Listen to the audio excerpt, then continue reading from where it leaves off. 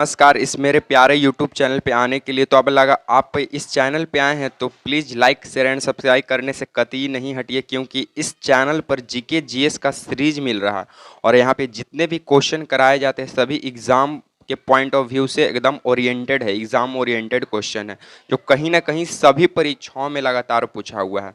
तो चलिए आपकी समय की बर्बादी न करते हुए एक मोटिवेशनल कोट से शुरुआत करते हैं कि जब आंखों में अरमान लिया, मंजिल को अपना मान लिया, फिर मुश्किल क्या आसान किया, ठान लिया तो ठान लिया। सर इसी एकदम मेहनत करते रहिए सर, मेहनत आपका कभी भी बेकार नहीं जाएगा, आपको सफलता एक ना एक दिन, आपको एक दिन निश्चित निश्चित है कि मिलेगा ही मिलेगा। तो चलिए देरी न करते हुए सबसे पहला सवाल से आज हम देखने वाले हैं जीके के कुछ इंपॉर्टेंट क्वेश्चंस को। इस जिसमें पहला सवाल कहता है कि इंकलाब जिंदाबाद का नारा किसने दिया था। तो इंकलाब जिंदाबाद का नारा किसने दिया? भगत सिंह ने। इंकलाब जिंदाबाद का नारा भगत सिंह। भगत सिंह कहाँ का रहने वाले थे? पंजाब के। कहाँ के रहने वाले थे? पंजाब के। इनका गांव का क्या नाम है? तो खड़ग खड़ग खड़ग कला, खड़ खड़ कला, ऐसी ही कुछ नाम था। उसके बाद आर्य समाज की स्थापना किसने किया था? आर्य समाज की स्थापना स्वामी दयानंद सरस्वती किए 1875 में। कब किए? 1875 में। कहाँ किए? तब मुंबई में किए। कहाँ किए? मुंबई में किए। चलिए आगे क्वेश्चन की ओर बढ़ते हैं। आगे का क्वेश्चन बोलता है क्या कि पंजाबी जो भाषा है ये किस मतलब कौन सी लिपि में है? तो जो पंजाबी भाषा ये गुरुमुखी में है, और जो हिंदी जो है ये किस लिपि में है? तो देवनागरी में है। किस में है? देवनागरी में है। और आप संस्कृत भी जो है वो भी है देवनागरी में। उसके बाद जो क्वेश्चन कहता है कि किस बृहत मंदिर का आरंभिक कल्पना तथा निर्माण सूर्यवर्मन द्वितीय के शासन में हुआ था? तो सर उसका मंदिर का नाम है अंकोर वाट का मंदिर। और जो अंकोर वाट का मंदिर है सर ये भगवान विष्णु को समर्पित है। और अंकोर वाट का जो मंदिर है ये है कहाँ तक? कंबोडिया में। कहाँ है? तक कंबोडिया में। कहाँ है? कंबोडिया में। तो किस बृहत मंदिर का आरंभिक कल्पना का निर्माण सूर्यवर्मन द्वितीय किया था? अंकोर वाट का मंदिर। अंकोर वाट का मंदिर किसको समर्पित है? भगवान विष्णु को। और है ये कहाँ? कंबोडिया में। चलिए सर आगे की क्वेश्चन की ओर बढ़ते हैं। आगे का क्वेश्चन क्या कहता है कि बिहू किस राज्य का प्रसिद्ध त्योहार? तो जो बिहू है वो असम का है। और असम में फेमस काजीरंगा राष्ट्रीय उद्यान है। कौन सा है? काजीरंगा। और जो काजीरंगा है ये एक सिंह गेंडे के लिए प्रसिद्ध है। एक सिंह गेंडा के लिए प्रसिद्ध है। कौन? काजीरंगा। उसके बाद कागज का आविष्कार किस देश में हुआ था? चीन में। कागज का आविष्कार चीन, कौन सा देश में हुआ? चीन में। साथ में पेपर सबसे पहले प्रकाशित कहाँ भी हुआ? चीन में। पेपर का भी आविष्कार कहाँ हुआ है? चीन में। उसके बाद गौतम बुद्ध का बचपन का नाम क्या था सर? सिद्धार्थ। गौतम बुद्ध का बचपन का नाम सिद्धार्थ। और इनका जन्म कहाँ होता है? तो लुम्बिनी में। जन्म लुम्बिनी कहाँ है सर? नेपाल में है। कहाँ है? नेपाल में है। इनको ज्ञान की प्राप्ति कहाँ होता है सर? तो बोध गया। कहाँ होता है? बोध गया सर। चलिए आगे की ओर क्वेश्चन की ओर बढ़ते हैं सर। आगे का क्वेश्चन हमारा क्या कहता है कि भारत का अंतिम मुगल सम्राट बहादुर शाह जफर द्वितीय का मकबरा कहाँ स्थित है? तो रंगून म्यांमार में है सर। जो म्यांमार का ही पुराना नाम, ओल्ड नेम, पुराना नाम क्या है सर? पुराना नाम ही रंगून हुआ करता था। म्यांमार का पुराना नाम रंगून। उसके बाद कहता है सर 9 नंबर प्रश्न कि अहमदा शाह अब्दाली ने भारत पर कितनी बार आक्रमण किया था? 8 बार। अहमद शाह अब्दाली कितने पर आक्रमण किया था भारत पर? तो 8 बार। जलियांवाला बाग हत्याकांड कब हुआ सर? तो जलियांवाला बाग हत्याकांड 13 अप्रैल। कब सर? 13 अप्रैल। 13 अप्रैल 1919 को हुआ था सर। और जलियांवाला बाग कहाँ है सर? अमृतसर में। कहाँ? अमृतसर में। अमृतसर कहाँ है सर? पंजाब स्टेट में हमारा पड़ता है। तो जलियांवाला बाग हत्याकांड 13 अप्रैल 1919 को हुआ था अमृतसर में। गोली चलाने का काम कौन किया था सर? गोली चलाने का काम, तो इसमें गोली चलाने का काम किया था general general general general O Dyer. General O Dyer sir ये गोली चलाने का काम किया था जलियांवाला बाग हत्याकांड में। और सर इसी के जांच के लिए, इसी को जलियांवाला हत्याकांड के जांच के लिए हंटर समिति का गठन होता है। उसके बाद सर 11 नंबर प्रश्न हमारा क्या कहता है कि शिवाजी के समय कितने राजस्व वसूला जाता था? मतलब कितना टैक्स लिया जाता था? तो भू राजस्व का सर 33%, यानी लैंड पर जो भूमि था उससे सर 33% टैक्स लिया जाता था। उसके बाद आगरा का जो जमा मस्जिद का निर्माण कौन करवाया था? तो जहां आरा बेगम। जहां आरा बेगम। आगरा का जमा मस्जिद का निर्माण जहां आरा बेगम करवाया था। और इसी का एक और भाई का नाम है गौहर आरा। गौहर आरा। उसके बाद सर क्वेश्चन बोलता है क्या कि किस सिख गुरु ने, क्या बोलता है, किस सिख गुरु ने फारसी भाषा में जफरनामा लिखा था? तो गुरु गोविंद सिंह। किस सिख गुरु ने फारसी भाषा में जफरनामा लिखा? गुरु गोविंद सिंह। और गुरु नानक का जीवन परिचय किस सिख गुरु ने लिखा सर? तो गुरु अर्जुन देव।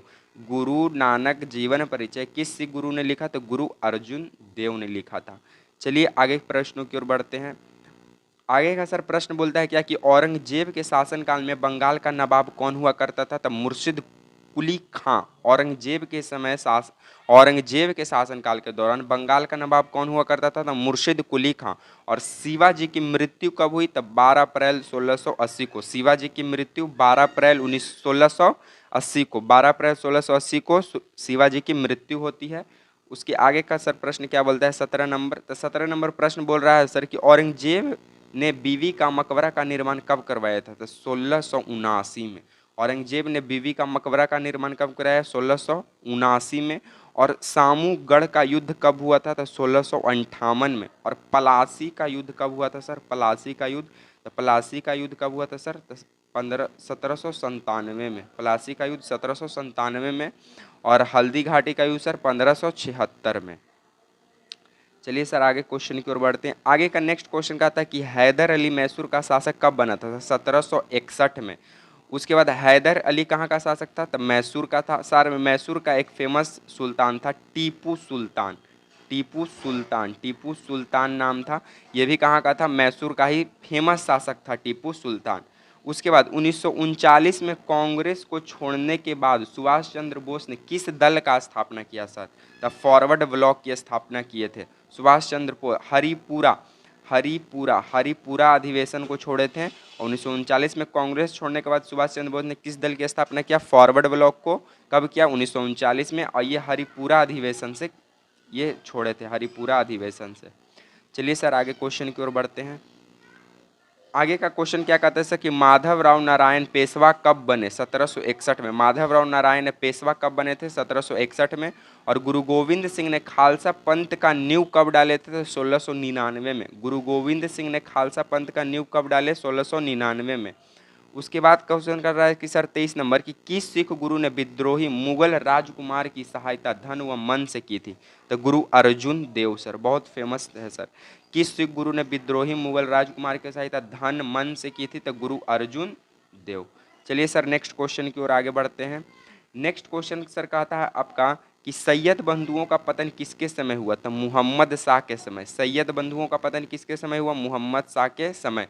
उसके बाद सर फर्रुखसियर किसके सहयोग से मुगल बादशाह बना? था सैयद बंधु। फर्रुखसियर किसके सहयोग से बादशाह बना? था सैयद बंधु से ही बना था। उसके बाद सर भारत पर आक्रमण करने वाला किस ईरानी शासक ने? ईरान का नेपोलियन था नादिर शाह। कौन था सर? नादिर शाह। तो भारत पर आक्रमण करने वाले किस ईरानी शासक ने ईरान का नेपोलियन कहा जाता था? नादिर शाह को। उसके बाद किस राज्य का शासक नवाब वजीर कहलाते थे? अवध के शासक सर। किस राज्य के शासक नवाब वजीर कहलाते थे? अवध के शासक, जो बक्सर के युद्ध से संबंधित थे सर। उसके बाद कहता है कि आदि ग्रंथ का समायोजन किसके समय हुआ? तो गुरु अर्जुन देव के ही समय। आदि ग्रंथ का समायोजन किसके समय हुआ? तो गुरु अर्जुन देव के समय। मोती मुख्य रूप से किस पदार्थ का बना होता है? तो कैल्शियम कार्बोनेट का सर। कैल्शियम कार्बोनेट का CaCO3। मोती मुख्य रूप से किस पदार्थ का बना होता है? CaCO3 यानी कैल्शियम कार्बोनेट का। उसके बाद सर बोलता है कि मछली जो है किसकी सहायता से सांस लेती है? तो गलफड़े सर या गिल्स, इसी को बोला जाता है गिल्स। गलफड़ा। मछली जो है किसकी सहायता से सांस लेती है? गलफड़ा या फिर गिल्स। किस प्रकार के ऊतक शरीर के सुरक्षा कवच का कार्य करते थे? एपिथेलियम ऊतक। एपिथेलियम ऊतक। नेक्स्ट क्वेश्चन की ओर आगे बढ़ते हैं सर। नेक्स्ट क्वेश्चन क्या कहता है सर हमारे कि किस वैज्ञानिक ने सर्वप्रथम बर्फ के दो टुकड़े को आपस में घिस कर पिघला दिया था? तो डेवी सर। उसके बाद सबसे अधिक तीव्रता की ध्वनि कौन उत्पन्न करता है सर? बाघ। सबसे अधिक तीव्रता की ध्वनि कौन उत्पन्न करता है? बाघ। और सूर्य ग्रहण के समय सूर्य का कौन सा भाग दिखाई पड़ता है? किरीट। सूर्य ग्रहण के समय सूर्य का कौन सा भाग दिखाई पड़ता है? किरीट। और सर सूर्य से जो अल्ट्रा वायलेट रे UV किरणें आती है, इसको रोकने का काम कौन करता है सर? आप ये कमेंट बॉक्स में कमेंट कीजिएगा। आज सर हमने 34 क्वेश्चन किए सर, बहुत ही कम समय में, बहुत ही कम समय में सर हम लोगों ने 34 क्वेश्चन को कर लिया है।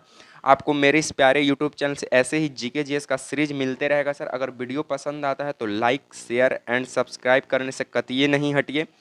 इसी की तरह सीरीज के साथ नेक्स्ट वीडियो में मिलेंगे, तब तक के लिए आप सभी को सर जय हिंद।